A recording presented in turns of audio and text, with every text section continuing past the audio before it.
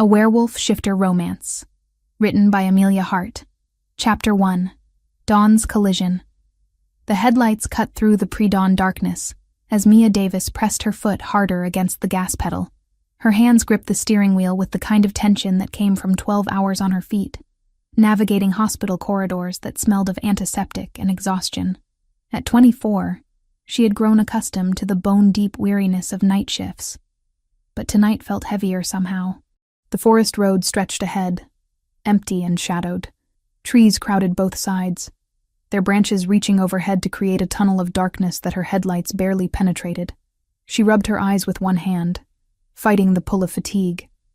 Just 15 more minutes, and she would be home, curled under blankets in the small apartment that still felt too quiet, even after 2 years. 2 years since the funeral.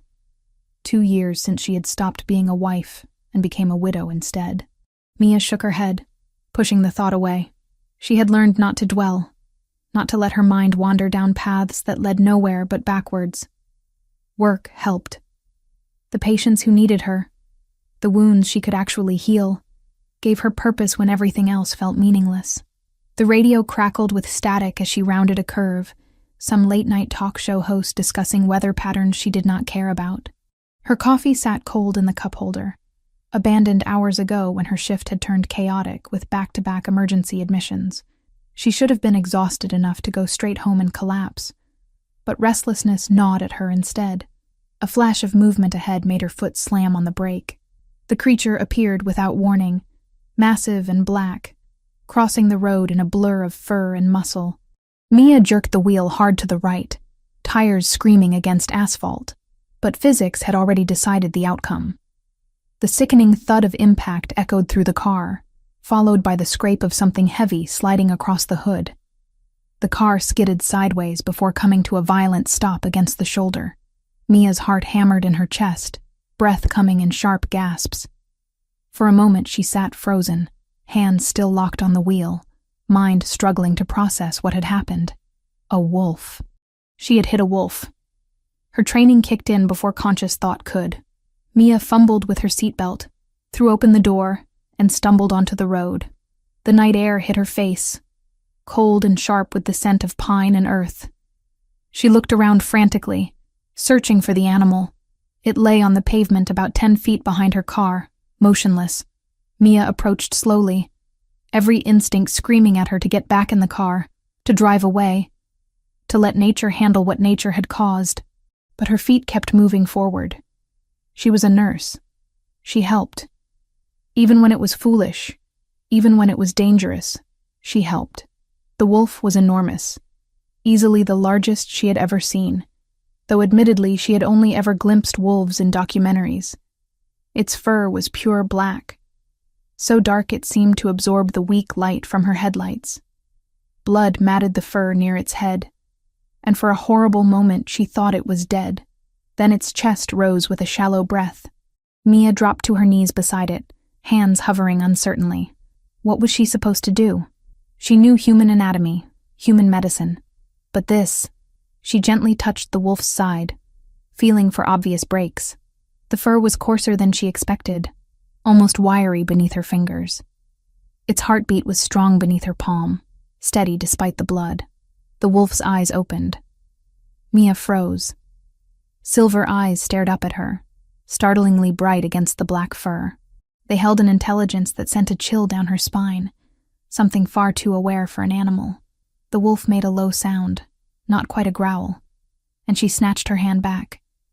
But it did not attack. It simply looked at her, those silver eyes unblinking, almost curious. She could not leave it here to die. The thought was absurd, reckless, probably illegal.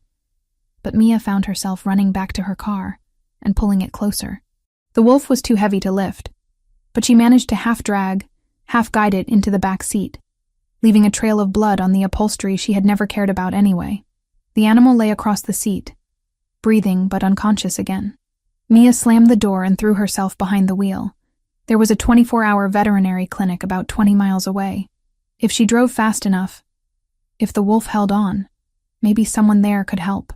It was the only plan she had. She accelerated hard, watching the speedometer climb well past any legal limit. Her phone buzzed on the passenger seat, probably the hospital wondering where she was for a follow-up question. But she ignored it.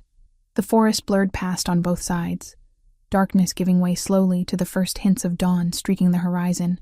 A sound from the back seat made her glance in the rearview mirror. Her foot slammed on the brake so hard the seatbelt locked painfully across her chest. The car screeched to a halt in the middle of the empty road. In the mirror, illuminated by the dashboard lights, the wolf was changing. Fur rippled and receded, limbs lengthened. Bones restructured themselves with sounds that should not be possible. Mia watched, unable to look away, unable to breathe, as the massive black wolf twisted and reformed into something else entirely. Into someone else. A man lay sprawled across her back seat, naked, blood streaked across his forehead, but undeniably, impossibly human. Mia threw open her door and ran. She made it maybe 20 feet before her legs gave out. She collapsed onto the shoulder of the road, hands pressed against the cold asphalt, gasping for air that would not seem to fill her lungs. Her mind spun in useless circles. That did not happen. That could not have happened. Wolves did not turn into people. That was fairy tales and horror movies, and nothing that existed in the real world where she lived and worked and followed the rules of biology and physics. Please do not run. The voice came from behind her, rough and deep. Mia scrambled to her feet and spun around. The man from her car stood in the middle of the road, one hand braced against the vehicle for balance. He was tall, easily over 6 feet, with broad shoulders and a powerful build that spoke of pure strength. His chest was bare, revealing defined muscles that caught the growing dawn light. Black hair fell across his face, slightly too long, and when he lifted his head to look at her, those same silver eyes from the wolf stared out at her. Mia took 3 steps backward. "Stay away from me. I understand you are frightened." He spoke carefully, as if choosing each word with effort. Blood still ran down the side of his face from a cut above his eyebrow. "But I need you to stay calm." "Calm?" Her voice came out high and sharp. "You were a wolf. You were a wolf, and now you are. How is that possible? That is not possible. It is possible." He took a careful step toward her, and she immediately took another step back. He stopped, holding up one hand in what might have been meant as a calming gesture. "I am a shifter, a werewolf, if you prefer that term, and you just saved my life." Mia shook her head violently. No, this is not happening. I am hallucinating. I fell asleep at the wheel, and this is a dream. This is not a dream." His silver eyes held hers with an intensity that made it impossible to look away. "And we have a significant problem. You have seen what you should never have seen. You know about us now, and that changes everything." "Us?" The word came out as a whisper. "There are more of you?" "Many more." He swayed slightly, and Mia noticed fresh blood beginning to drip down his arm. Despite everything, despite the impossibility standing in front of her, her training reasserted itself. "You are bleeding. I will heal." But even as he said it, his eyes unfocused for a moment. "Shifters heal faster than humans. I just need—" He took one more step forward and collapsed. Mia rushed forward without thinking, catching him before his head could hit the pavement. He was heavy, solid muscle even in his unconscious state, and she struggled to keep him from falling completely. His skin was burning hot against her hands, far too hot to be normal. But nothing about this was normal anymore. She looked down at the impossible man in her arms, at his face that was somehow both dangerous and vulnerable, and realized with absolute certainty that her entire world had just changed forever. The strong jaw, the sharp features, the sheer presence he carried even unconscious, all of it spoke to something beyond her understanding. Whatever she had thought she knew about reality had shattered the moment she saw those silver eyes in the darkness. And there was no going back to the comfortable ignorance of an hour ago.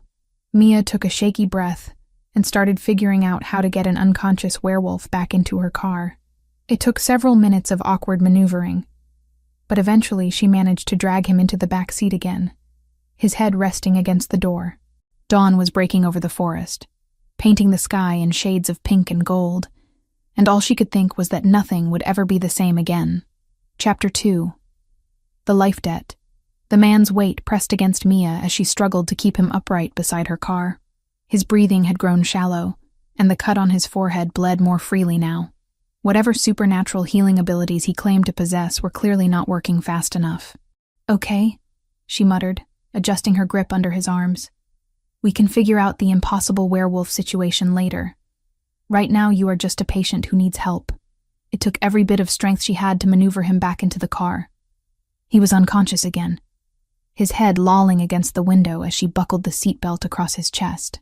The sight of his naked torso, powerful even in unconsciousness, sent an unwelcome flutter through her stomach that she firmly ignored.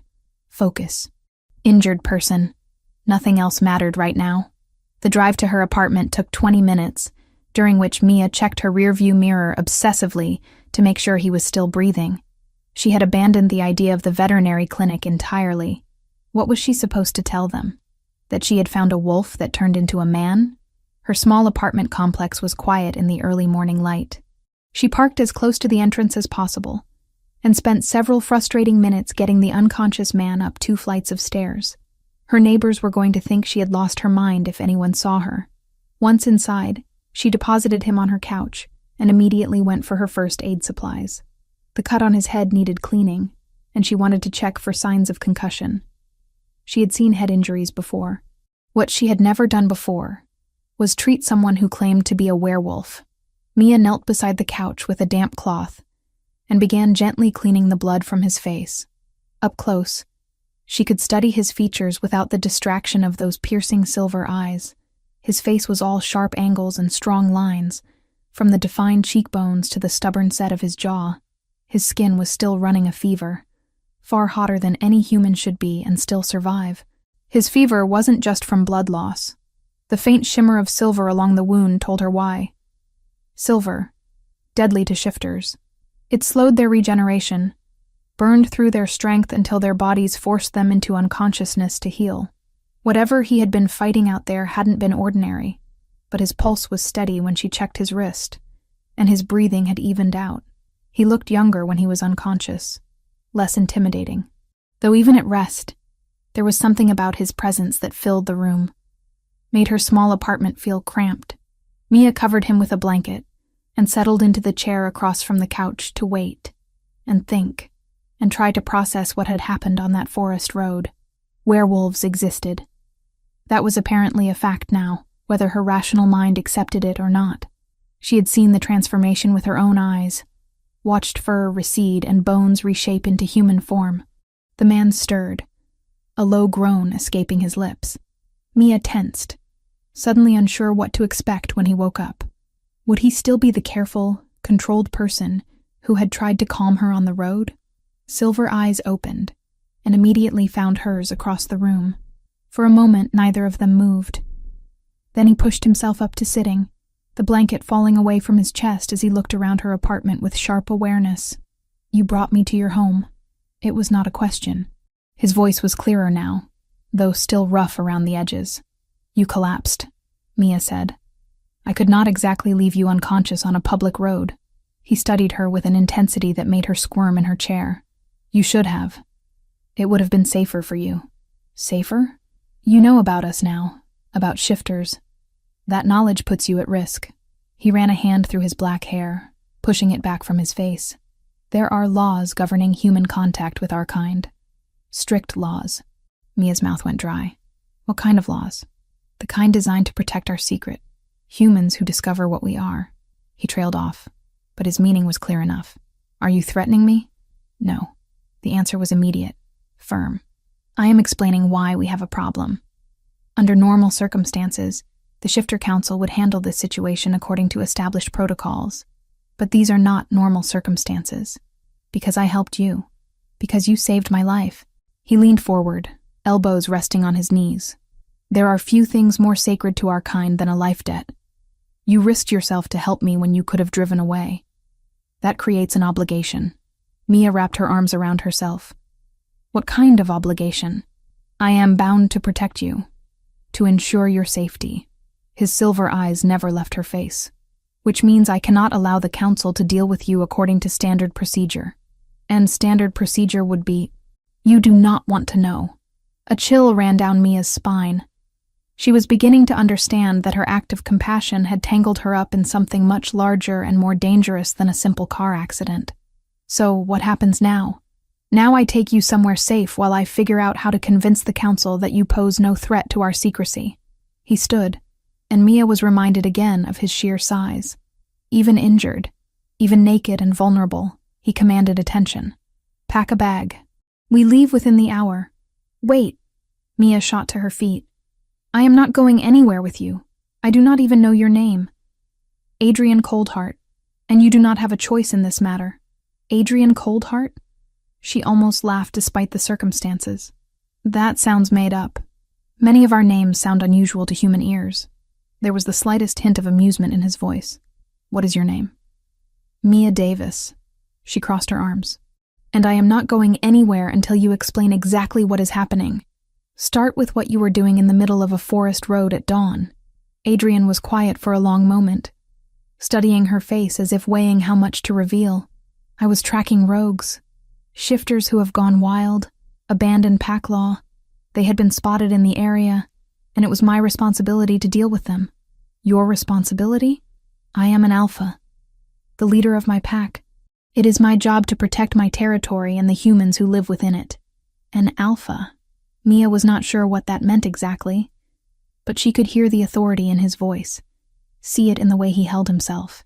Everything about him spoke of command, of power held in careful control.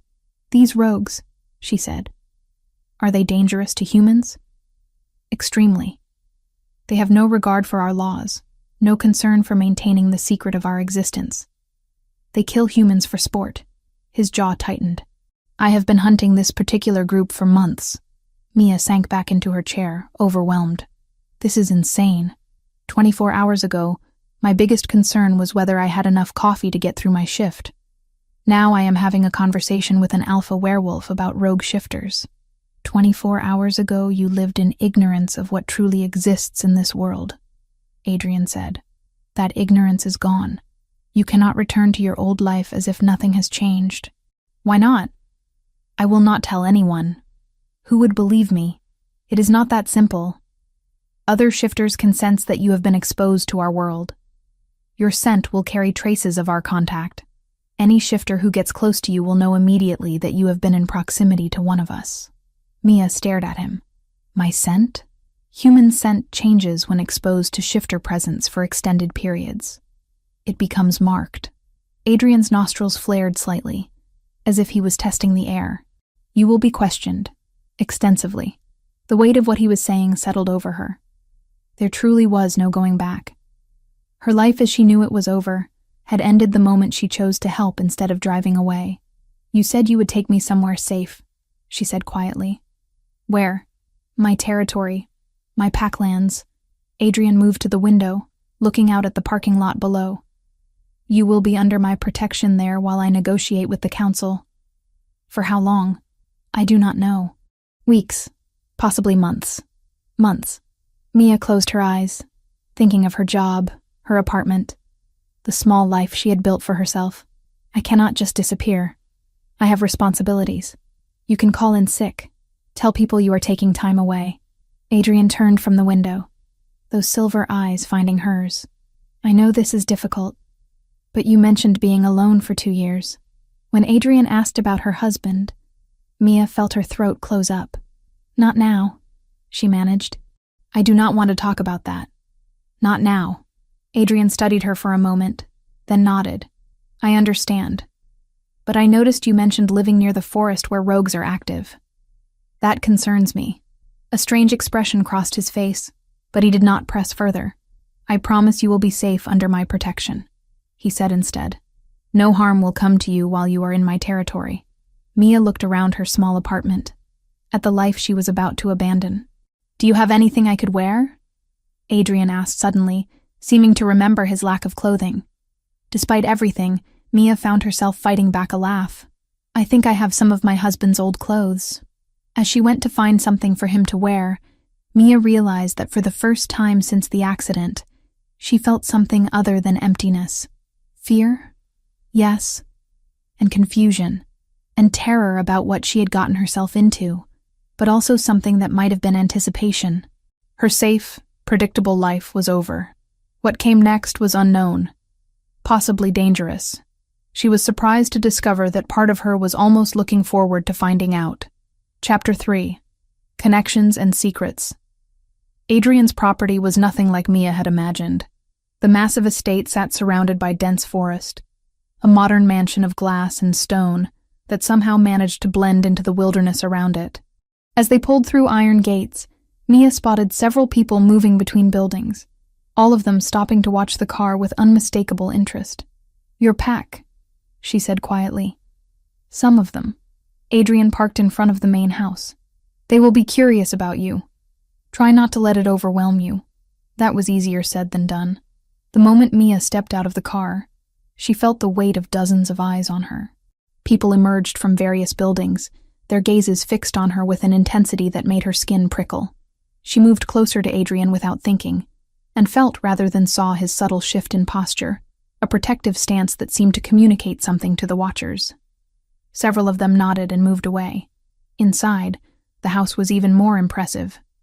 Soaring ceilings, exposed beams, furniture that looked expensive but comfortable. Floor-to-ceiling windows offered views of the forest, stretching in every direction. "Your room is upstairs," Adrian said, leading her up a curved staircase. "You will have privacy here. No one will enter without permission." The guest room was larger than her entire apartment, with its own bathroom and a balcony overlooking the trees. Mia set down her small bag and turned to find Adrian watching her from the doorway. "Thank you," she said, "for all of this.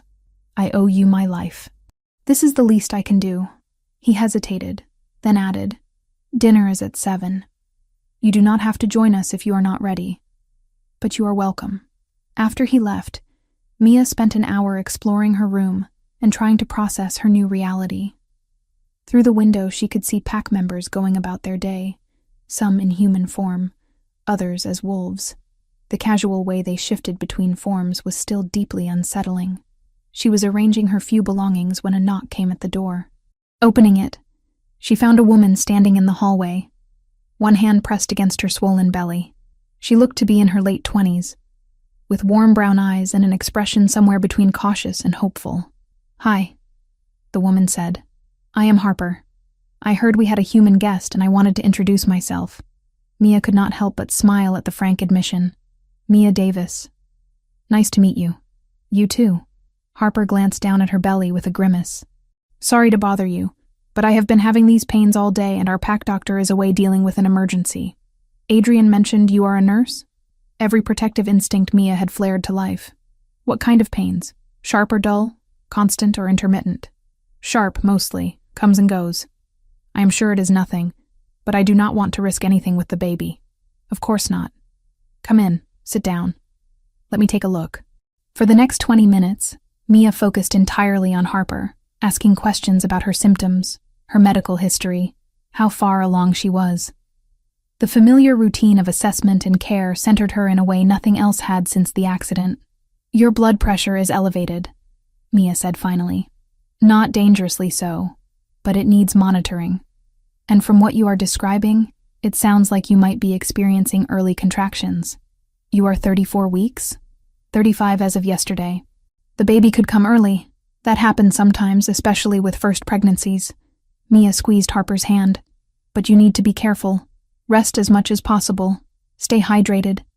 And if the pains get worse or more frequent, you need to see a doctor immediately." Harper's eyes had filled with tears. "Thank you. I have been so worried, and everyone has been telling me I am overreacting." "You are not overreacting. Trusting your instincts about your own body is important." Mia helped Harper to her feet. "Do you have someone who can keep an eye on you?" "I am alone," Harper admitted quietly. "The father is not in the picture, but the pack has been supportive." Mia felt a surge of protectiveness for this woman she had just met. "If you need anything, or if you are worried about something, you can come find me." "I mean that." Harper hugged her carefully. "Thank you. Adrian was right about you." After Harper left, Mia found herself thinking about the interaction. For the first time since arriving at the estate, she had felt useful instead of lost. The pack might be werewolves, but they were still people who needed care and compassion. She decided to go down for dinner after all. The dining room held a long table, where about 20 people sat eating and talking. Conversation stopped when Mia entered, all eyes turning to her. Then Adrian stood from his seat at the head of the table. "Everyone, this is Mia Davis. She is under my protection and will be staying with us indefinitely. Treat her with the same respect you would show any member of this pack." There was a murmur of acknowledgement. A man with red hair and amber eyes pulled out a chair for her. "Vincent," he said with a warm smile. "Adrian's beta. Welcome to our slightly chaotic family." Dinner was surprisingly normal. People talked about their days, complained about work, made jokes at each other's expense. If it were not for the casual mentions of pack business and territory disputes, Mia could almost forget she was sitting among werewolves. Adrian was different here, she noticed. Still commanding, still clearly in charge, but there was an ease to him that had not been present before. When a younger pack member made a sarcastic comment about patrol duty, Adrian's lips quirked in what might have been amusement. "I heard you helped Harper today," Vincent said to Mia. "That was kind of you." She needed someone to listen to her concerns. Mia glanced at Adrian. "Is your pack doctor often away?" "He covers several territories. We share medical resources when necessary." Adrian met her eyes.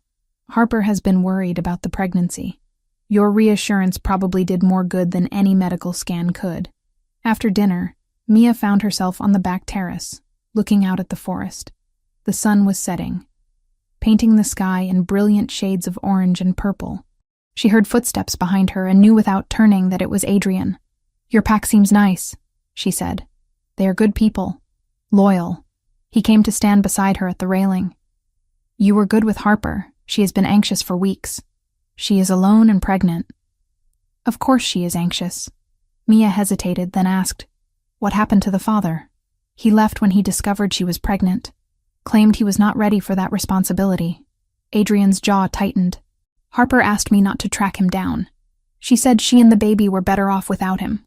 They stood in comfortable silence for a moment before Adrian spoke again. "You mentioned earlier that you lost your husband. If you are willing to talk about it." Mia's throat tightened. She had known this conversation was coming. Maybe it was time. Maybe telling someone who had no connection to her old life would help. "We were young when we got married," she began. "I was 20. He was 23. We had only been married 2 years when he died. What happened? We lived in a small house near the forest. One night we came home late. He thought he heard something in the woods behind our property and went to investigate while I waited inside." Her voice cracked. "I heard him yell, just once. And then nothing." Adrian had gone very still beside her. "I was too afraid to go out there.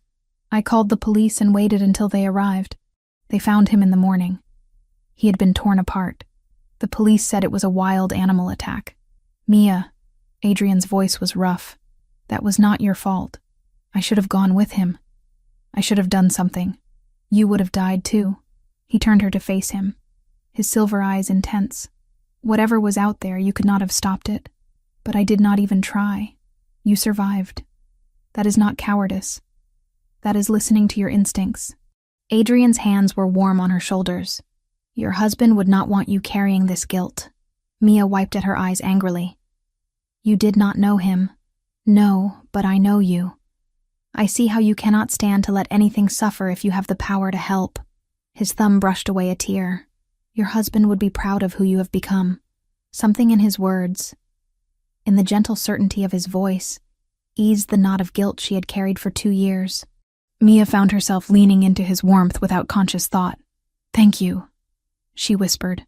Adrian's arms came around her, and she let herself be held. It had been so long since anyone had offered comfort without wanting something in return, since she had felt safe enough to accept it. Standing there in the gathering darkness, Mia realized something that both terrified and exhilarated her. For the first time since her husband's death, she did not feel completely alone. Chapter 4. Blood and Truth. 3 days later, Mia woke to chaos. The sound of snarling and shouts pulled her from sleep. She stumbled to her window and froze at the scene below. Wolves circled the property, larger than any natural animal, their eyes glowing in the early morning darkness. Pack members were shifting, transforming mid-run to meet the threat. Vincent appeared at her door without knocking, his expression grim. "Stay here. Lock the door. Do not come out for anyone except Adrian or me." "What is happening?" "Rogues. They are attacking the compound." He was already moving down the hallway. "Lock the door, Mia." She did as he said, then pressed herself against the wall beside the window, watching the battle unfold. It was terrifying and mesmerizing at once. Wolves tore at each other with savage efficiency, the sounds of combat echoing through the estate. A massive black wolf appeared in the fray, larger than all the others. Adrian. Even in wolf form, he was unmistakable, commanding and lethal as he drove back 3 rogues at once. Mia's heart hammered as she watched him fight, praying he would not be hurt. The battle lasted maybe 10 minutes, though it felt like hours. When it ended, several rogues lay dead or unconscious, and the rest had fled into the forest. Pack members shifted back to human form, checking injuries and securing the perimeter. Mia waited until she saw Adrian transform back before leaving her room. She found him in the main hall, blood streaked across his chest and arms. Vincent was beside him, speaking in low, urgent tones. "They were specifically targeting the east wing," Vincent was saying, "where Mia's room is located." Adrian's silver eyes found Mia across the room. The relief that flashed across his face was quickly replaced by fury. "They know about her." Mia approached slowly, afraid of what she might hear. "What does that mean?" "It means they know a human is living under my protection.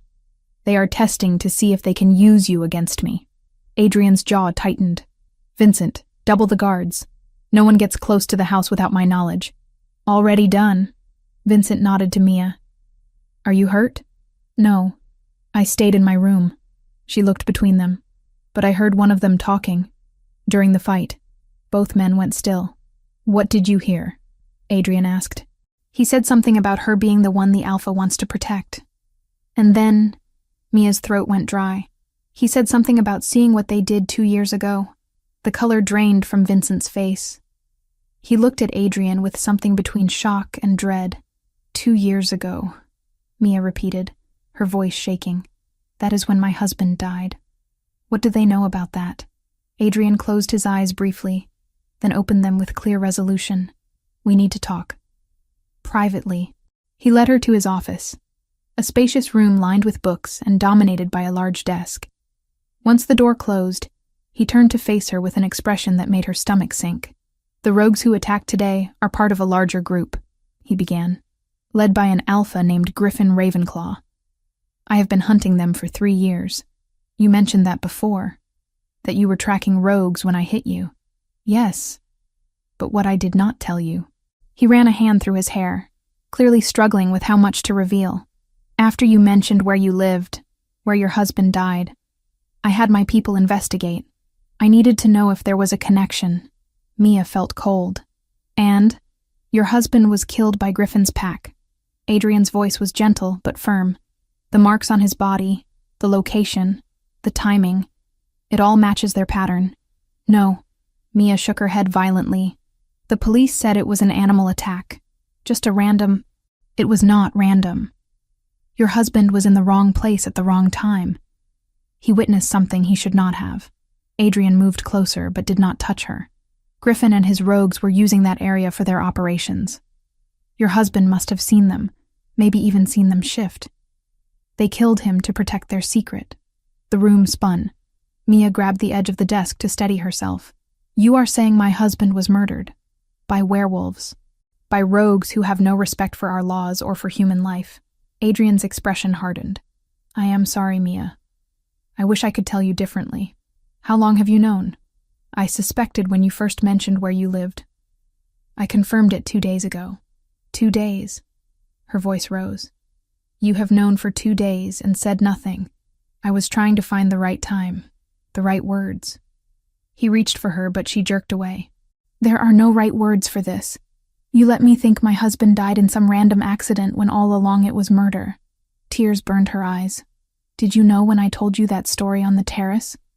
When I was crying and you held me, I suspected strongly by then, yes. Mia wanted to hit him, or scream, or both.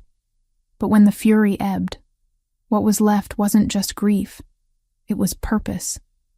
She turned toward him, her eyes steady.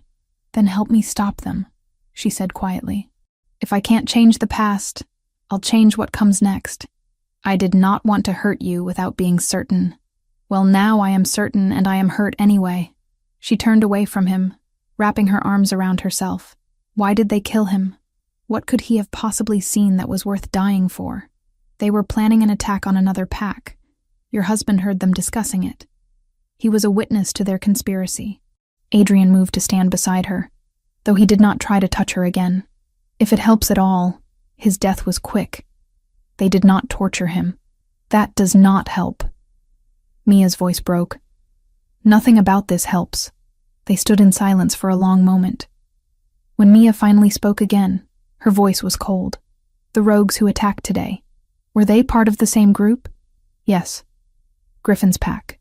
They said they saw what they did 2 years ago. That means they recognized where I lived. They know I was his wife." Horror washed over her. "They have been watching me." "Possibly. Or they simply recognized the location when they found you here under my protection." Adrian's hands clenched into fists. "Either way, you are in danger now. Griffin will try to use you to get to me. Why would he bother? I am no one. You are someone I have claimed responsibility for. Someone I am protecting. That makes you valuable leverage." He finally touched her then, just his hand on her shoulder, warm and steady. "I will not let them hurt you, Mia. I swear that on my life. You cannot promise that." "I can, and I do." His silver eyes burned with intensity. "Griffin has killed too many innocents. Your husband was just one of many. I have been hunting him for years, trying to stop him before he destroys more lives. I failed to save your husband, but I will not fail to save you." The weight of everything crashed over Mia at once. Her husband had not died in a random animal attack. He had been murdered by werewolves because he was in the wrong place. And now those same creatures were after her, using her as a pawn in some larger conflict she did not understand. She sank into the chair beside Adrian's desk, no longer able to stand. "I cannot process this." "I know." Adrian crouched in front of her so they were at eye level. "Take all the time you need. But understand that everything has changed now. Griffin knows about you. He will keep trying to get to you. What do I do? You stay here, where I can protect you. You trust me to keep you safe." He took her hands in his touch warm despite the chill that had settled into her bones. "And when the time comes, you help me decide what happens to the rogues who killed your husband." "What does that mean?" "It means eventually we will catch Griffin. We will bring him to justice. And you will have a choice in how that justice is carried out." Adrian's expression was serious. "This is not just my fight anymore, Mia. It is yours too. Your husband deserves to be avenged." Mia looked at their joined hands, at the impossible man kneeling before her, who had somehow become the center of her rapidly changing world. She should be terrified. She should demand to leave, to go back to her old life and forget any of this ever happened. But she could not forget. She would never forget. And running would not bring her husband back or stop Griffin from killing again. "Okay," she whispered. "What do we do next?" Adrian's eyes flashed with something that might have been pride. "Next, I go to the council to get permission to handle this my way. And you stay here, safe, until I return." "How long will that take?" "A few days at most." He stood, pulling her up with him. "Vincent will watch over you while I am gone. He is my beta, my second in command. You can trust him with your life." "Adrian." She stopped him as he moved toward the door. "Thank you for telling me the truth. Even if it hurts." He turned back, his expression softening. "I am sorry I did not tell you sooner. I was trying to protect you from more pain, but I see now that was the wrong choice." "Yes, it was, but I understand why you did it." Mia managed a weak smile. "Just do not lie to me again. I can handle the truth, no matter how terrible." "No more lies," Adrian promised. "Only truth between us from now on." After he left to prepare for his journey, Mia sat in the office alone, trying to absorb everything she had learned. Her husband had been murdered. She was being hunted by the same killers. And somehow, impossibly, she had found herself at the center of a war between werewolves. Her quiet life as a widow was truly over. What came next would be dangerous and painful and probably terrifying. But for the first time since that horrible morning 2 years ago when she found her husband's body, Mia felt something other than helpless grief. She felt angry, and anger, she was discovering, could be just as powerful as fear. Chapter 5. Forming bonds. The days after Adrian left for the council felt endless. Mia found herself wandering the estate, unable to settle, her mind churning with everything she had learned. Her husband had been murdered. She was being hunted, and somewhere in the midst of all that chaos, she had started developing feelings for the alpha werewolf who had crashed into her life. That last part terrified her more than the rogues. She was sitting on the terrace, watching the sun set over the forest, when Vincent joined her. He carried 2 mugs of tea and set one beside her without comment. "You do not have to babysit me," Mia said, though without real heat. "I am not babysitting. I am keeping you company while simultaneously fulfilling my oath to protect you." Vincent's amber eyes sparkled with amusement. "There is a difference." Despite herself, Mia smiled. "How long have you known Adrian?" "Since we were children. We grew up in the same pack, though he was always destined to be alpha." Vincent took a sip of his tea. "He is a good leader, fair but firm. The pack trusts him completely, even with a human living here, especially because of that. Adrian does not make decisions lightly. If he says you deserve protection, then you do. No one questions that." Mia wrapped her hands around her mug, grateful for the warmth. "He told me about the life debt, that he owes me because I saved him. It goes deeper than obligation." Vincent studied her carefully. "You must have noticed the way he looks at you." Heat crept up Mia's neck. "I do not know what you mean." "Yes, you do."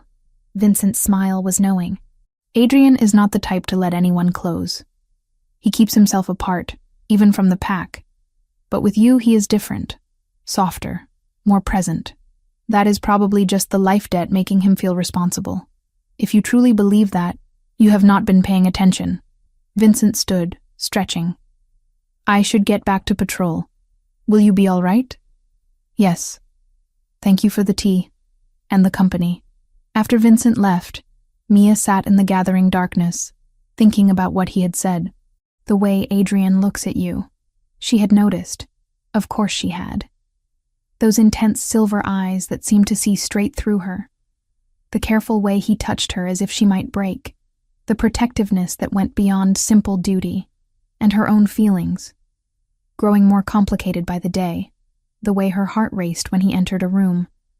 The comfort she found in his presence. The grief she still carried for her husband mixing uneasily with this new attraction. It was too soon. Too complicated. Too impossible. But when Adrian returned 3 days later, dusty from travel and exhausted from his negotiations, the first thing Mia felt was overwhelming relief.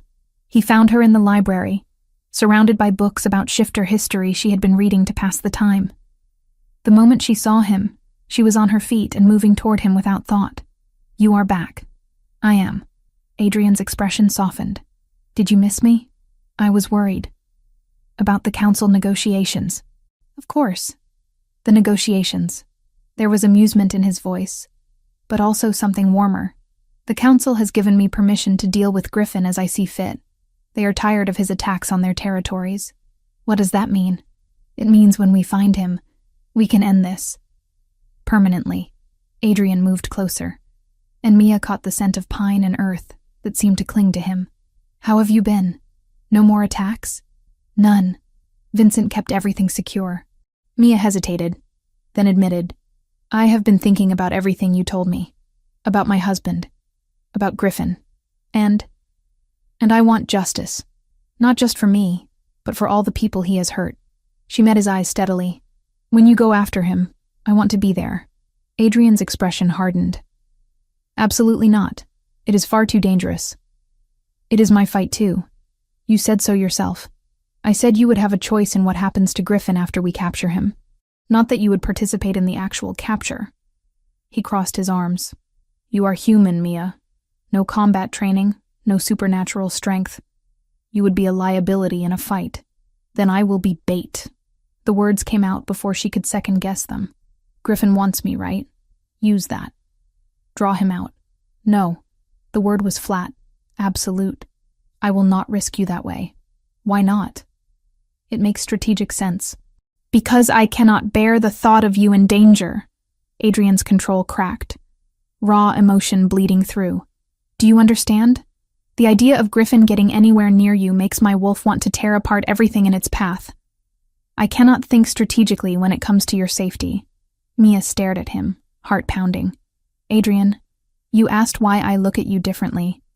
Why I am softer with you, as Vincent no doubt mentioned since he cannot keep his observations to himself. Adrian closed the distance between them, his presence overwhelming. You are not just a responsibility to me, Mia. You have not been since the moment I woke up in your car and saw you trying to save a monster you should have left for dead. You are not a monster. I am exactly that. A predator. Something that should terrify you. His hand came up to cup her face, thumb brushing her cheek. But you do not fear me. You never have. Even that first night when you saw me transform, you were more concerned with helping than running. Mia's breath caught. What are you saying? I am saying that you are my fated mate. The words hung in the air between them, heavy with meaning. My wolf recognized you immediately, though it took my human mind longer to accept it. You are the other half of my soul, Mia. The one person in this world meant for me. That is impossible. I am human. It is rare, but not impossible. Cross-species mate bonds do occur. Adrian's silver eyes searched hers. I know the timing is terrible. You are still grieving your husband, still processing everything you have learned. I do not expect you to feel the same way, but I needed you to understand why I cannot risk you in this fight. Losing you would destroy me. Mia should have stepped back, should have reminded him that her husband had only been dead 2 years, that she was not ready for this, that everything was too complicated. Instead, she found herself leaning into his touch. I do not know what I feel. Everything is so tangled up inside me. I know, and I'm not asking you to figure it out right now. Adrian pressed his forehead to hers, the gesture achingly intimate. Just know that I will protect you with everything I have. Not because of obligation or duty, but because you matter to me more than my own life. That is terrifying. I know. His lips quirked in a small smile. Welcome to the world of fated mates. They stood that way for a long moment, foreheads touching, breathing the same air. Then Mia pulled back enough to look at him properly. My husband, she began carefully. What we had was real. I loved him. But we were so young, and if I am honest with myself, we rushed into marriage for the wrong reasons. We were in love with the idea of being in love. You do not have to explain. I want to. I need to. She took a steadying breath. I have spent 2 years feeling guilty for not grieving enough, for not being devastated every single day, for sometimes going hours without thinking about him. I thought something was wrong with me. Nothing is wrong with you. Grief is not linear. I know that now. And I know that what I feel when I look at you, she trailed off, afraid to name it. It is different from what I felt with him. Stronger, more consuming, and that scares me because it feels like a betrayal. It is not a betrayal to move forward with your life. Adrian's hand settled on her shoulders, warm and grounding. Your husband would want you to be happy, to find love again. How can you know that? Because if our situations were reversed, if you had died and I had survived, I would want the same for you. Love is not finite, Mia. Opening your heart to someone new does not diminish what came before. Tears pricked her eyes. When did you become so wise? I have had a long time to think about fate and love and loss. Being alpha means witnessing all the ways people hurt and heal. He brushed away a tear that had escaped. Take all the time you need. I am not going anywhere. Mia made a decision then, one that felt both reckless and right. She closed the remaining distance between them and pressed her lips to his. The kiss started tentative, questioning. But the moment Adrian responded, pulling her closer, something clicked into place. This was what had been missing in her marriage, this bone-deep recognition, this sense of coming home. When they finally broke apart, both breathing hard, Adrian rested his forehead against hers again. "That was unexpected," he murmured. "I am tired of fighting what I feel. Life is too short and too unpredictable." Mia's hands fisted in his shirt. "I am not saying I am ready for everything that comes with being someone's fated mate, but I am saying I want to try. I want to see where this goes. That is all I could ask for." Adrian kissed her again, softer this time. "We will figure out the rest as we go." Later, as they sat together on the library sofa, Mia curled against Adrian's side. She felt something she had not experienced in 2 years. Peace. The war with Griffin was still ahead of them, and countless complications awaited. But for this moment, in the circle of Adrian's arms, Mia allowed herself to simply feel, to hope, to trust, and maybe, just maybe, to fall in love again. Chapter 6. The Hunt. The message arrived at dawn, delivered by a rogue who shifted back to human just long enough to throw a sealed envelope at the gates before fleeing. Vincent brought it to Adrian's office, where he and Mia were reviewing maps of Griffin's known territories. Adrian's jaw tightened as he read the contents. He wants to negotiate. Negotiate what? Mia moved to read over his shoulder. The letter was brief and mocking in tone. "Alpha Coldheart, I grow weary of this chase. You have something I want, the human. Give her to me, and I will leave your territory in peace. Refuse, and I will burn everything you hold dear. You have 3 days to decide. Griffin Ravenclaw. He is insane if he thinks you would agree to that," Mia said. "He does not actually expect me to agree." Adrian set the letter down with careful control. "This is a psychological tactic. He wants me angry, wants me to make mistakes. Then we do not play his game." Vincent crossed his arms. "We stick to the original plan. Track him, corner him, end this." "No." Mia spoke before she could second-guess herself. "We give him what he wants." Both men turned to stare at her.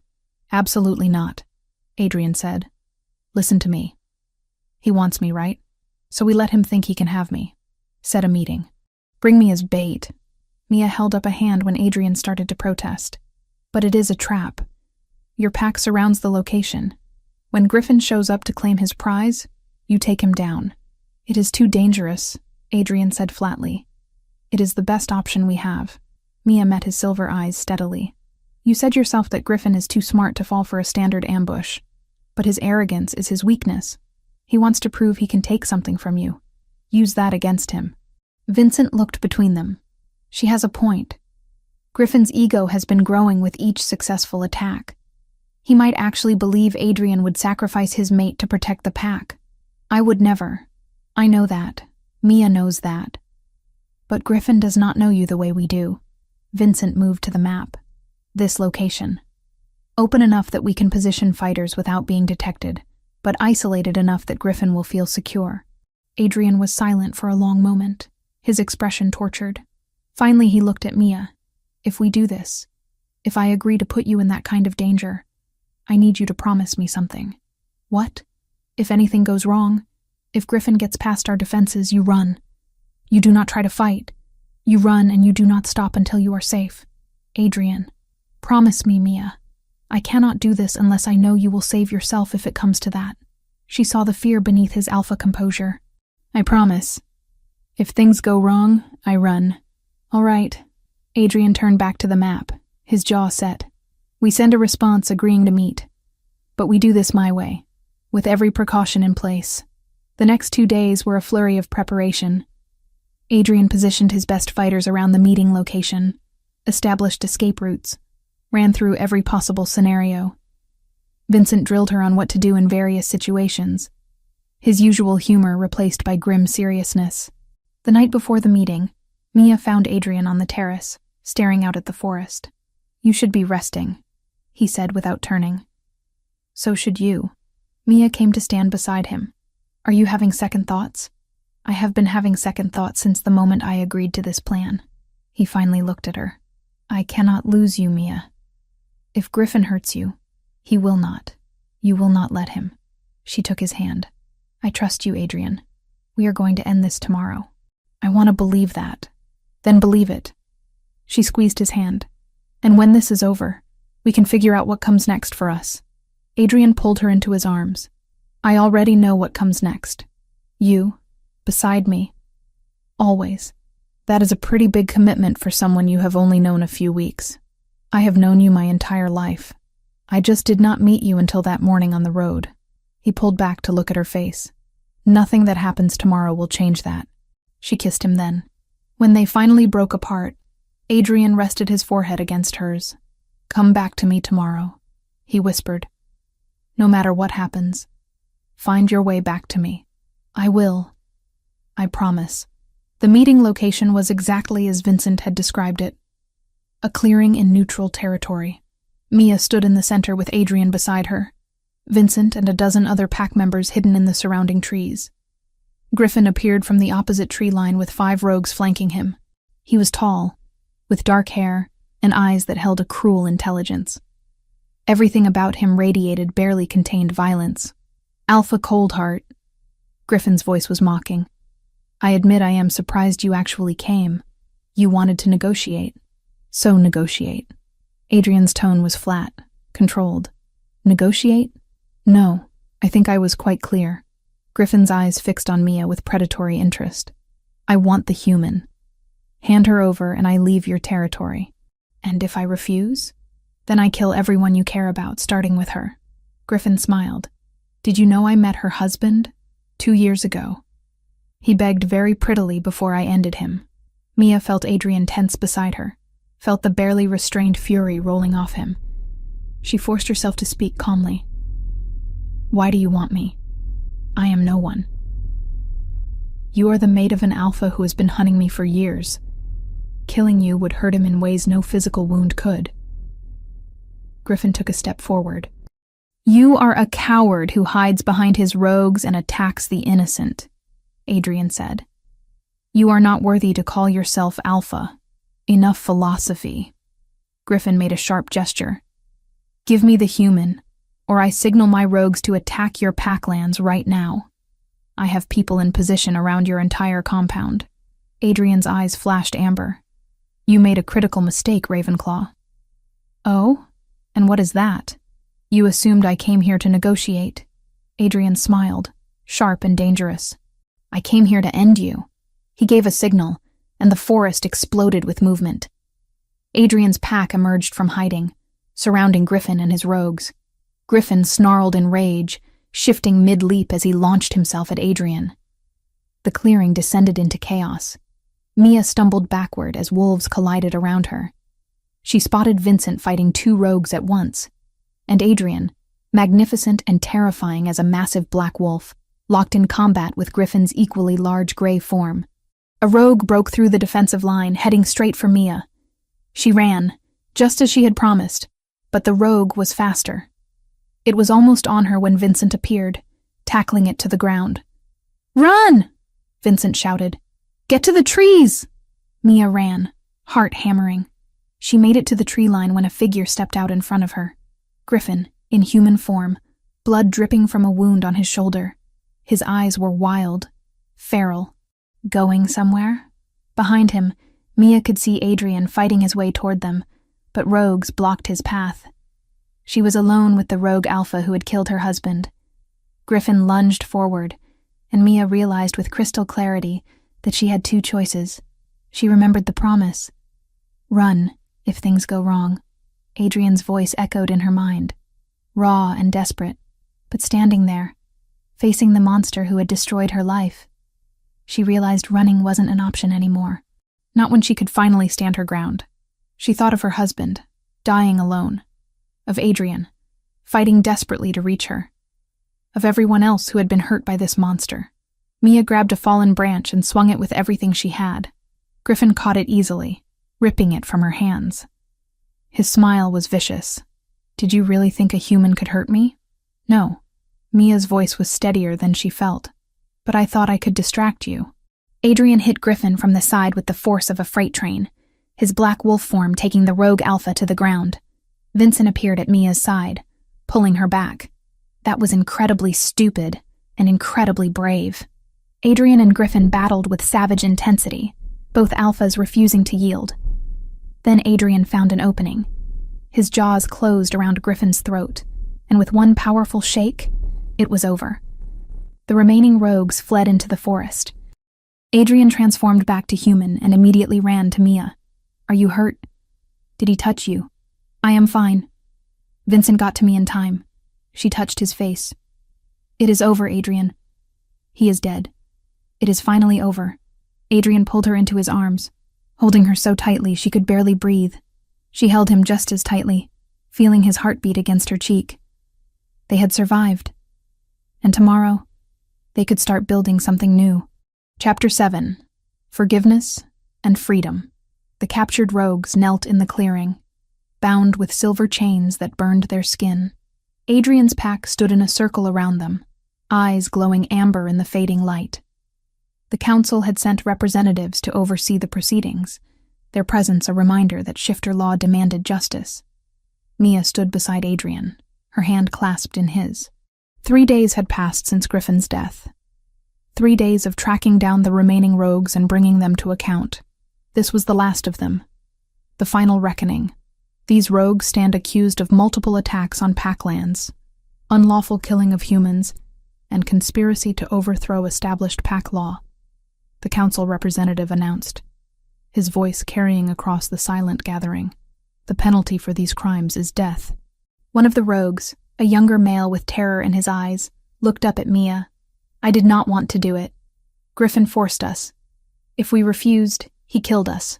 "Silence," the council representative commanded. But Mia held up a hand. "Let him speak." Adrian glanced at her but did not object. The rogue continued, words tumbling out desperately. "I was there the night your husband died. Griffin ordered me to help corner him. I did not want to hurt him, but Griffin would have killed me if I refused. After that, I was trapped. Everyone who tried to leave Griffin's pack ended up dead. So you chose to save yourself by helping him murder innocent people." Mia's voice was cold. "How many others died because you were too afraid to stand up to him?" The rogue flinched as if she had struck him. "I am sorry. I know that means nothing, but I am sorry." Adrian's grip on her hand tightened. "The choice is yours, Mia. Shifter law gives the victim's family the right to determine punishment.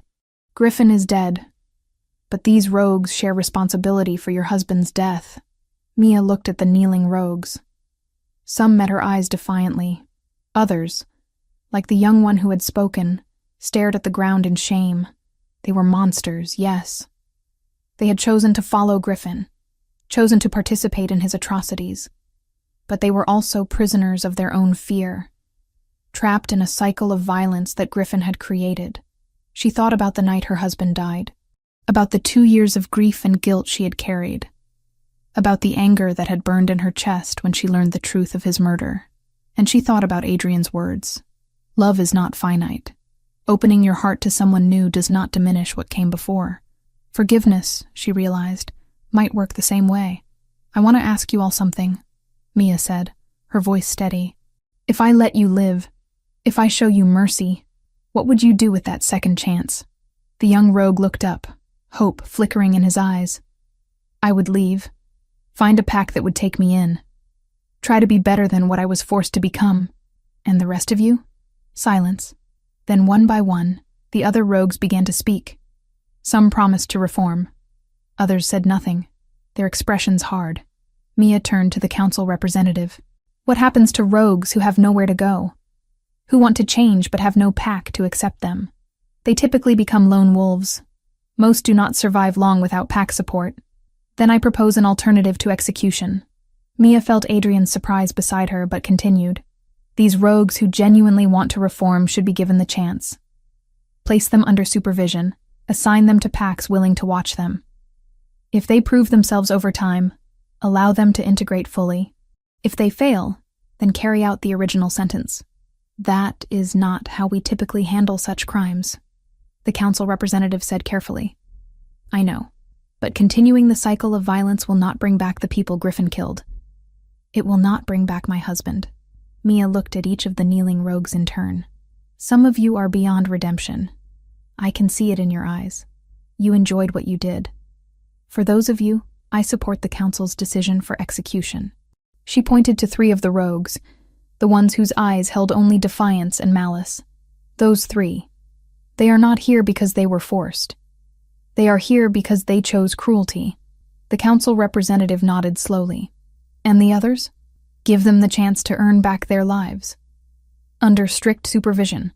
The moment they step out of line, the original sentence stands. Mia turned to Adrian. Does your pack have the resources to monitor some of them? We do. Adrian's voice was filled with something that might have been pride. If the council agrees to this arrangement, I will personally oversee their rehabilitation. The council representative exchanged glances with his companions.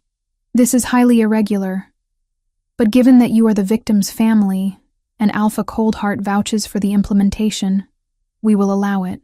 The 3 you identified will be executed immediately. The others will be placed under strict probation. As the council members led the rogues away to carry out the sentences, Adrian pulled Mia aside into the shadows of the trees. That was extraordinary, he said quietly. Most would have demanded execution for all of them. Maybe. But I have been thinking about what you said. About healing and moving forward. Mia leaned into his warmth. Killing all of them would not bring my husband back. It would not make the pain go away. But maybe giving some of them a chance to change means his death can lead to something other than more death. You are remarkable. Adrian cupped her face in his hands. Do you know that? I am tired. Tired of grief. Tired of anger. Tired of carrying all this weight. She closed her eyes. I want to let it go, Adrian. I want to move forward. Then let us move forward together. He kissed her softly. There is one more thing we need to do. One final piece of healing.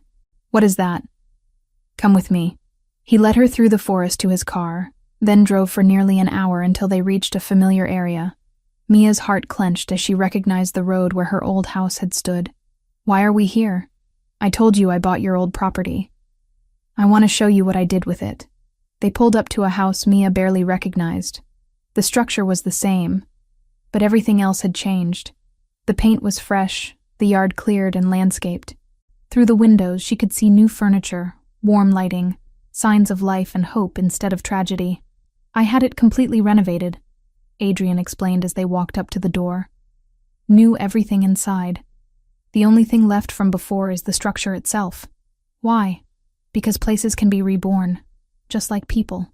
This house was where something terrible happened. But it does not have to remain a monument to that tragedy. He unlocked the door. I want to give it to Harper. Mia stepped inside and caught her breath. The interior was beautiful, designed with a nursery attached to the main bedroom. Everything a new mother would need. Harper needs a stable place to raise her child, Adrian continued. And this house needs to be filled with laughter and new memories instead of old pain. It seemed right to bring them together. Tears pricked Mia's eyes.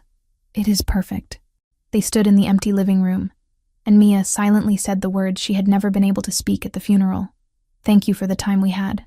I am sorry I could not save you, but I am going to live now, truly live, and I hope wherever you are, you can be happy for me. When they left the house, Mia felt lighter than she had in years. That night, under the full moon, Adrian took Mia to a clearing deep in Packlands. Vincent and several other pack members stood in a circle, waiting. This is a claiming ceremony, Adrian explained. If you agree to it, if you are ready, we will complete the mate bond properly. You will be recognized as my mate by the entire pack, under the eyes of the moon herself. I am ready, she said. The ceremony was beautiful. Adrian spoke traditional words in a language Mia felt in her bones. He marked her with a gentle bite where her neck met her shoulder, the claiming bite that would identify her as his mate to every shifter.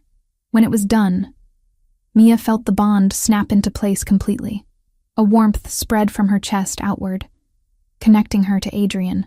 She could feel his emotions as if they were her own. How does it feel? He asked softly. Like coming home. Adrian pulled her into his arms as the pack celebrated around them. You are mine now, Mia. And I am yours. Nothing will ever change that. As they stood together under the stars, Mia understood finally what it meant to heal. She had run over a wolf at dawn and changed her life forever. She had chosen forgiveness, and in doing so had freed herself. Tomorrow would bring new challenges. But tonight, She was finally at peace. Chapter 8. New Beginnings. 6 months had passed since the claiming ceremony, and Mia barely recognized her life. She stood in front of the mirror in the bedroom she now shared with Adrian, adjusting the simple white dress she had chosen for today. It was not the elaborate gown from her first wedding, the one she had worn at 20 when she thought she knew what love meant. This dress was elegant but understated, perfect for a ceremony that would blend human tradition with shifter custom. "You look beautiful," Adrian said from the doorway.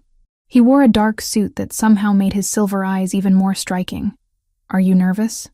"Terrified," Mia admitted with a laugh. "Which is ridiculous since we already did the shifter ceremony. This is just for my human friends and family. It is not just anything. It is important to you, which makes it important to me." He crossed the room to stand behind her, his hands settling on her shoulders. "Your parents are already here. They seem to be handling the revelation about shifters remarkably well. My mother nearly fainted when I told her. But then she saw you transform and decided it was the most romantic thing she had ever witnessed." Mia met his eyes in the mirror. She always did have unusual taste. Adrian laughed, the sound rich and warm. "I am grateful she approves, though I suspect the fact that I am a billionaire helped smooth things over." "Probably." Mia turned in his arms. "Are you sure about this? A human wedding ceremony on top of everything else? I want you to have every celebration you deserve. Besides, Vincent has been planning this for weeks. If we cancel now, he might actually cry." That was true. Vincent had thrown himself into wedding planning with an enthusiasm that would have been alarming if it were not so endearing. A knock at the door interrupted them. Harper peeked her head in, her 2-month-old daughter Emily cradled in her arms. "Sorry to interrupt, but everyone is ready. The ceremony can start whenever you are." Mia's heart swelled at the sight of Harper. The young mother had moved into the renovated house 3 months ago and was thriving. The fear and anxiety that had marked her pregnancy had been replaced by joy and confidence. "How is she doing?" Mia asked, moving closer to look at the sleeping baby. "Perfect. She slept through the entire setup, which is a miracle." Harper smiled. "I wanted to thank you again, Mia, for everything. The house, the support, the way you have welcomed me into this pack. You gave me a home when I thought I would never have one. You gave me purpose when I needed it most," Mia said softly. "We helped each other." After Harper left, Adrian took Mia's hand. "Ready?" "Ready." The ceremony was held outdoors on the estate, in the same clearing where the claiming ceremony had taken place. Chairs were arranged in neat rows, filled with a mix of humans and shifters. Mia's human friends from the hospital sat beside pack members, none of them aware of the supernatural nature of half the guests. Vincent stood at the front as officiant, somehow having gotten himself ordained online specifically for this occasion. He grinned as Mia walked down the aisle on her father's arm. The human guests had been told the pack came from a remote wilderness community, known for their traditional customs and ritual songs. It wasn't a lie, not entirely, just a version of the truth they could accept. When the pack howled in celebration, the humans laughed and clapped, assuming it was part of the folklore. None of them saw the faint glimmer of moonlight shifting across the eyes of the wolves in disguise. The ceremony itself was beautiful. Traditional vows mixed with personal promises. Adrian pledged to love her in both his forms, to protect her with everything he had, to build a life with her that honored both their worlds. Mia promised to stand beside him as his mate and partner, to care for their pack, to love him without reservation or fear. When they kissed as husband and wife, the pack members howled their approval while the human guests applauded, most of them laughing at what they thought was an unusual but charming tradition. The reception that followed was a celebration unlike anything Mia had experienced. Tables laden with food, music that made even the most reserved pack members dance, laughter and joy that seemed to fill the entire estate. Mia found herself talking with her mother, who was watching the festivities with barely concealed fascination. "I still cannot believe werewolves are real," her mother said, "and that my daughter is married to an alpha. It is like something out of a novel." "I know. Trust me. I know." Mia squeezed her mother's hand. "Are you really okay with all this? Sweetheart, I have watched you these past 6 months. You are happier than I have ever seen you. Even happier than you were before. She did not need to specify before what. After everything you have been through, you deserve to be loved the way he loves you. Harper approached with Emily, who had woken up and was looking around with wide, curious eyes. Someone wants to say hello to the bride.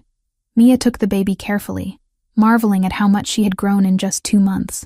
Emily grabbed at Mia's hair with tiny fists, making everyone laugh. She adores you, Harper said. You know, when she is old enough to understand, I want to tell her about you, about how you helped save both of us. I want her to know what real kindness looks like. You are going to make me cry and ruin my makeup, Mia said, but she was smiling. Adrian joined them, and Emily immediately reached for him with grabbing hands. He took her with the careful competence of someone who had spent the past months learning infant care specifically so he could help Harper when needed. Vincent appeared with champagne glasses. Time for toasts, and I have prepared a speech that is both moving and hilarious. Oh no, Adrian muttered, but he was smiling. Vincent's speech was indeed both moving and hilarious, including several embarrassing stories from Adrian's youth that made the alpha actually blush. But his final words were sincere.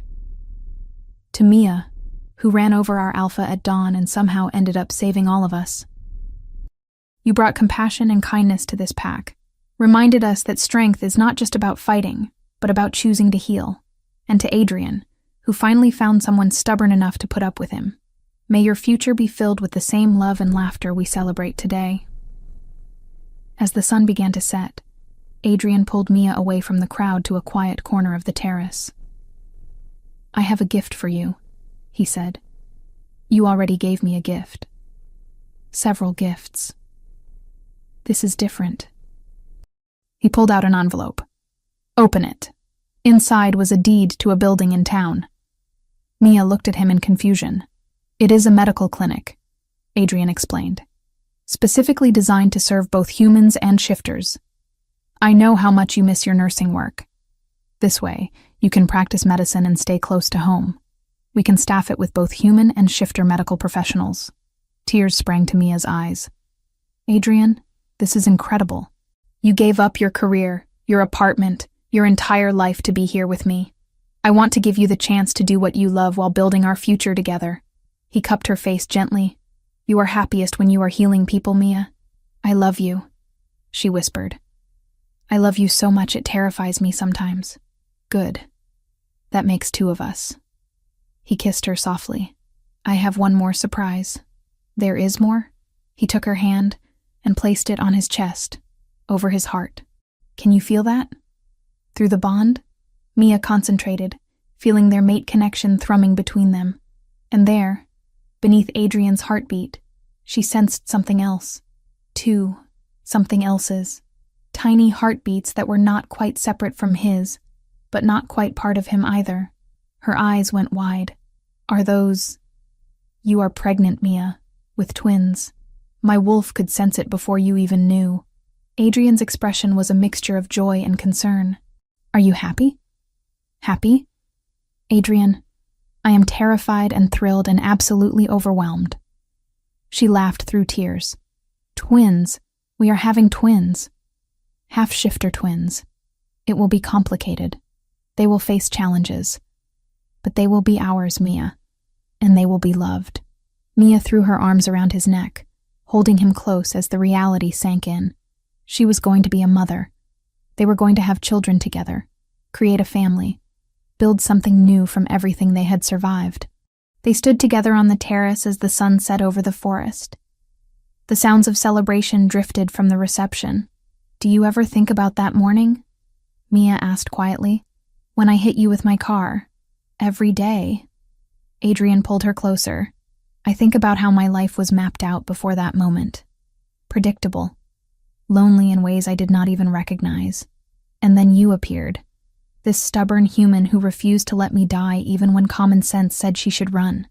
I fell in love with you because you understood grief, Mia said. Because you never made me feel guilty for moving forward. Because you showed me that healing does not mean forgetting. Then we saved each other that dawn. You saved my life, and I saved yours in return. And now we get to build something together. A family. A future. Mia looked up at him. I would not change a single moment, Adrian. Not even the painful ones. They all led here. To us. To us. They kissed as the last rays of sunlight faded. Tomorrow would bring new challenges, new joys. But tonight, surrounded by family and filled with hope, Mia and Adrian celebrated the best accident of their lives. The wolf she ran over at dawn had become her mate, her love, her partner in every way that mattered. And together, they would face whatever came next.